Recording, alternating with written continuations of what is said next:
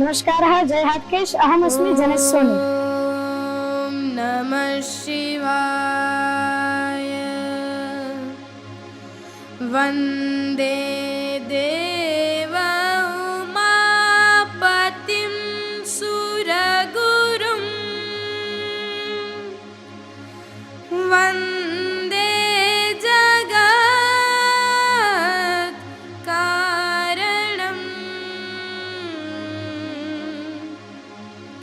वन्दे पन्नगभूषणं मृगधरं। वन्दे पशूनां पतिं। वन्दे सूर्यशशाङ्कवह्निनयनं।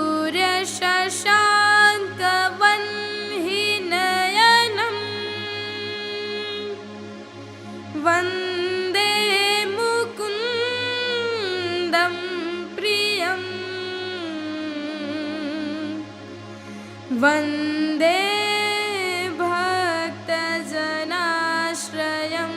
च वरदम्। वन्दे शिवं शङ्करं। वन्दे शिवं शङ्करं। वन्दे शिवं शङ्करम्।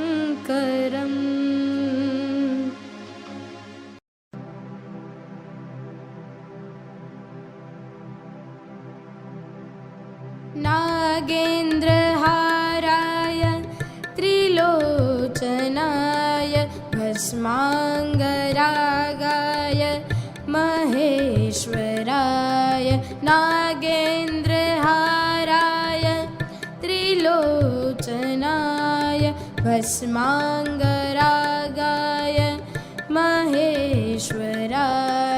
दिव्याय शुद्धाय दिगम्बराय तस्मै नकाराय नमः शिवाय। दिव्याय शुद्धाय दिगम्बराय तस्मै नकाराय नमः शिवाय। नमः शिवाय। नमः शिवाय। नमः शिवाय। नमः शिवाय। नमः शिवाय। नमः शिवाय। नमः शिवाय।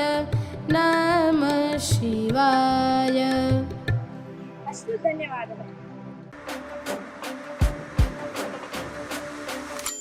कर्पूरगौरं करुणावतारं संसारसारं भुजगेन्द्रहारं। कर्पूरगौरं करुणावतारं संसारसारं भुजगेन्द्रहारं। सदा वसन्तं हृदयारविन्दे। सदा वसन्तं हृदयारविन्दे। भवं भवानी सहितं नमामि। भवं भवानी सहितं नमामि। भवं भवानी सहितं नमामि। भवं भवानी सहितं नमामि। વડનગર મહેસાણા જિલ્લામાં આવેલું ગુજરાતનું એક પુરાતન નગર.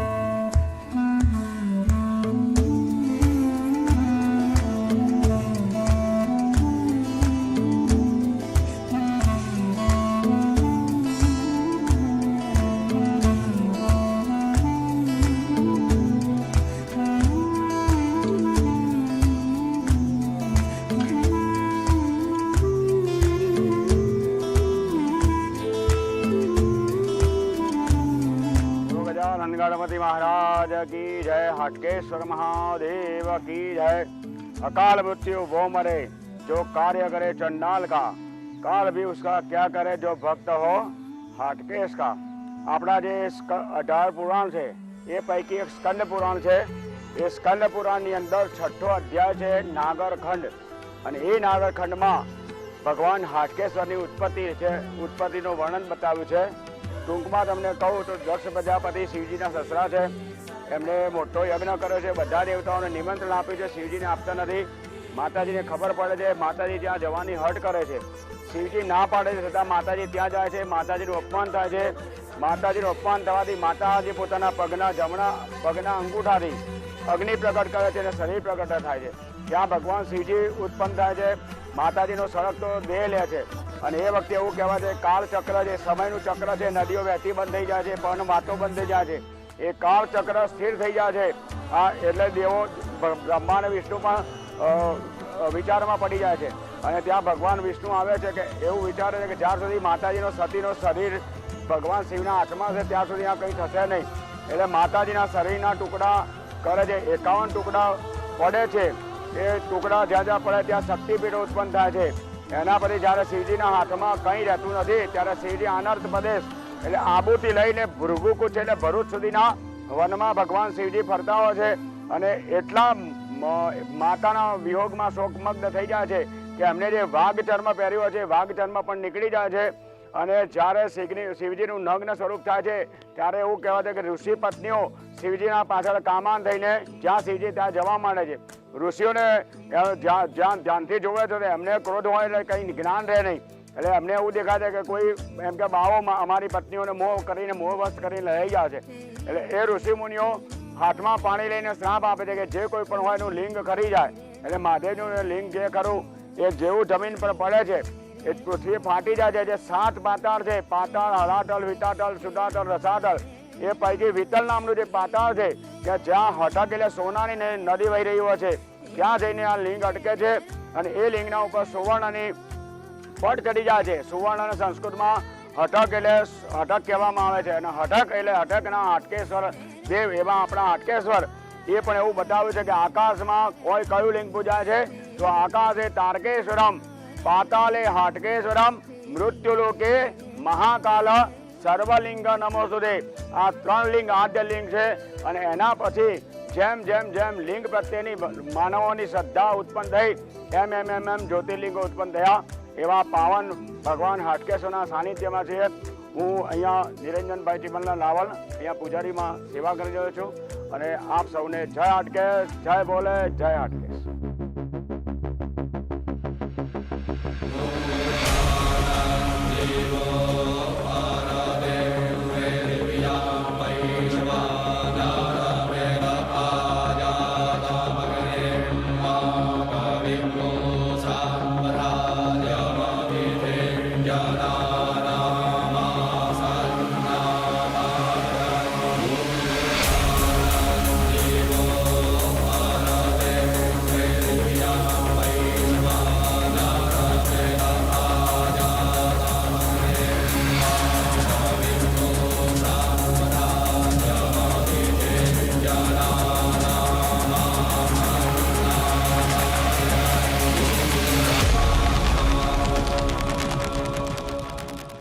નમસ્કાર, જય હાટકેશ। હું હાર્દી સોની, અને આજે આપણે એક એવા ઐતિહાસિક, પૌરાણિક, ચમત્કારિક, દિવ્ય અને વિશ્વ વિખ્યાત એવા નાગર બ્રાહ્મણોના ઈષ્ટદેવ શ્રી હાટકેશ્વર મહાદેવના મંદિર વિશે પૌરાણિક, ઐતિહાસિક, ચમત્કારિક અને રહસ્યમય વાતો વિશે જાણીએ। હાટકેશ્વર મહાદેવ એ સ્વયંભૂ છે। સ્કંદ પુરાણ અનુસાર આ લિંગ શિવના 12 જ્યોતિર્લિંગ પહેલાનું છે તેવું મનાય છે। સ્કંદ પુરાણમાં હાટકેશ ક્ષેત્ર તથા આ લિંગનો ઉલ્લેખ જોવા મળે છે।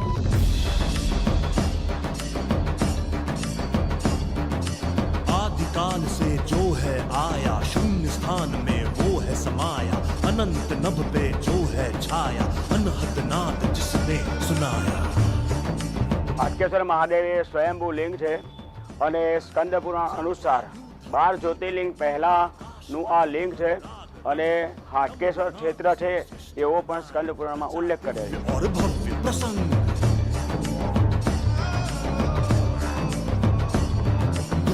का शोर डमरू का जोर नस नस में अब रहा गूंज गूंज इस दिव्य नाद पर ब्रह्म ताल पर तांडव नृत्य करे ओ घोर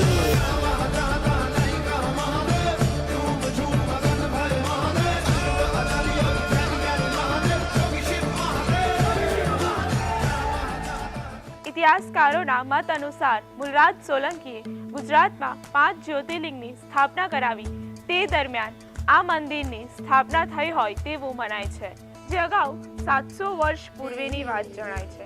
તેની સાથે સાથે 300 વર્ષ પૂર્વે નાગર ગૃહસ્થે તેનું જીર્ણોદ્ધાર કરાવ્યું અને 2005 તથા 2016માં પણ જીર્ણોદ્ધારનો ઉલ્લેખ જોવા મળે છે.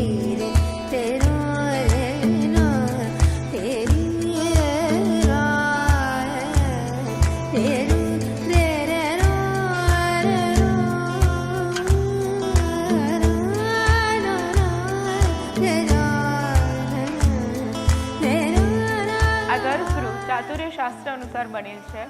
આ ગર્ભગૃહની મધ્યમાં શિવલિંગ આવેલ છે. તેની પાછળ પાર્વતી માતાજીની મૂર્તિ છે. તેમના હાથમાં વરમાળા, શિવલિંગ, ગણપતિ અને આશીર્વાદ આપતી હસમુખી મૂર્તિ જોવા મળે છે. અહીં શિવ અને શક્તિ બંને સાથે બિરાજમાન છે. આ ગર્ભગૃહમાં ડાબી બાજુએ નંદી બિરાજમાન છે. તે પણ નદીના પાણીમાંથી સ્વયંભૂ પ્રગટ થયેલા હોય તેવું મનાય છે. આ લિંગની પૂજા રાવણે પણ કરેલી તેવા લોકવાયકાઓ કહે છે. ગર્ભગૃહની બહાર ડાબી બાજુની દિવાલ પર શ્રી કાર્તિકેય સ્વામી અને જમણી બાજુની દિવાલ પર શ્રી ગણપતિજીની મૂર્તિ આવેલી છે. એ બંનેની મધ્યમાં 2 કાચબા અને નંદી આવેલા છે. આમ અહીં સંપૂર્ણ શિવ પરિવાર જોવા મળે છે.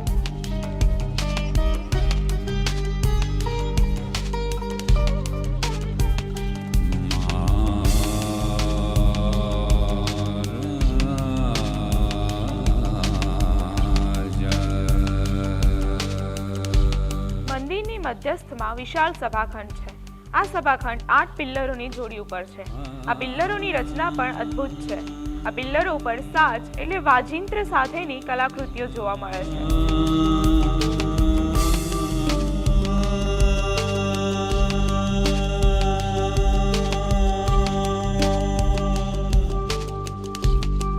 શિવ પોતે નટરાજ છે અને શ્રી કૃષ્ણ નટવર.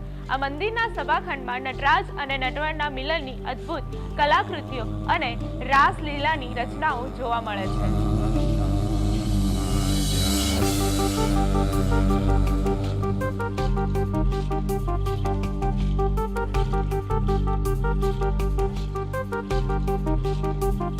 મંદિરની બહારની દિવાલ ઉપર શિવના મત્સ્ય અવતાર, વરાહ અવતાર, નૃસિંહ અવતાર, વામન અવતાર, પરશુરામ અવતાર, રામા અવતાર, કૃષ્ણ અવતાર અને બુદ્ધ અવતાર, આમ અહીં 8 અવતારનું નિરૂપણ કરવામાં આવ્યું છે.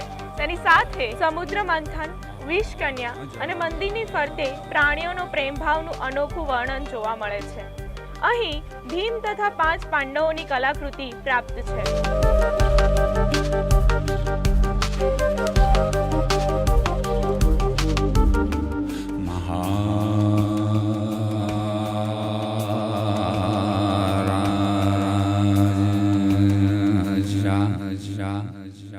મંદિરના ગર્ભગૃહની અંદર હવા ઉજાસ માટે બારીઓ તથા ગ્રામ્યજનોને પાણી અર્પણ કરવા માટે અહીં અદ્ભુત રચના જોવા મળે છે.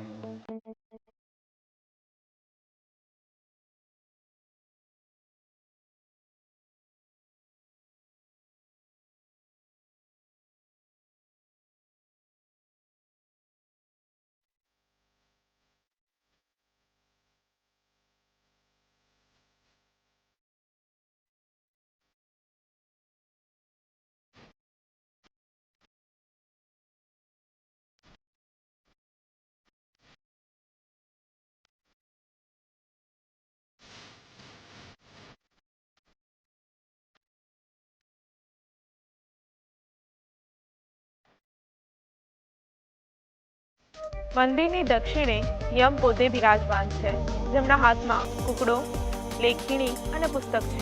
મંદિરની પશ્ચિમ દિશામાં ઇન્દ્ર પોતે બિરાજમાન છે, જેમની હાથમાં વજ્ર અને વાહન તરીકે હાથી કંડાયેલો છે. આ મંદિરની ઉત્તર દિશામાં કુબેર પોતે બિરાજમાન છે, જેમના હાથમાં નાણાકીય થેલી જોવા મળે છે।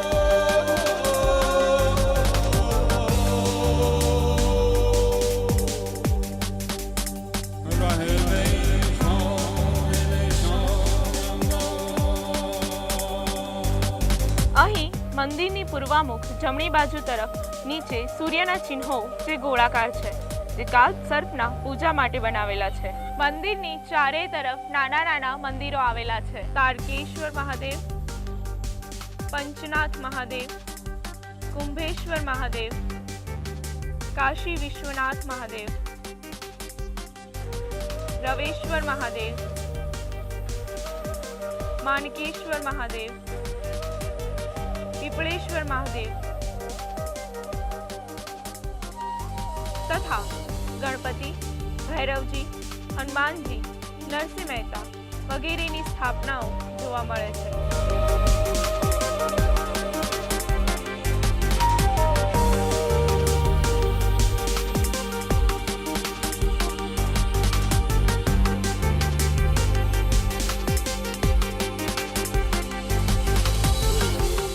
મંદિરનું મુખ્ય શિખર અતિ વિશાળ તેમજ ઊંચાઈ પર જોવા મળે છે। તેના શિખરની કળશ સુવર્ણની બનેલી છે।